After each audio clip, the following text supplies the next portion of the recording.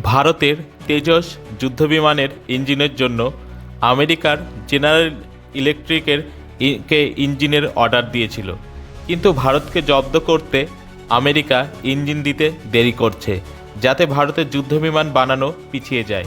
বারবার আবেদন করার পরেও যুদ্ধবিমানের ইঞ্জিন দিচ্ছেই না, একের পর এক কারণ দেখিয়ে দেরি করছে। কবে দিবে তাও সঠিক সময় বলছে না। তাই ভারত তার চিরবন্ধু রাশিয়ার কাছে যুদ্ধবিমানের ইঞ্জিনের নেওয়ার ব্যাপারে আলোচনা শুরু করেছে। এতেই হতবাক হয়েছে আমেরিকা। রাশিয়ার যুদ্ধবিমানের ইঞ্জিন ও আমেরিকার যুদ্ধবিমানের ইঞ্জিন একই রকম শক্তিশালী। যদিও তেজস যুদ্ধবিমান আমেরিকার ইঞ্জিনের ওপর নির্ভর করে ডিজাইন করা হয়েছিল, রাশিয়ার ইঞ্জিন যদি তেজস যুদ্ধবিমানে লাগানো হয় তাহলে অনেক পরিবর্তন করতে হবে, যা ভারত এতদিন চাইছিল না। কিন্তু আমেরিকার শয়তানির জন্য তা করতে বাধ্য হচ্ছে ভারত।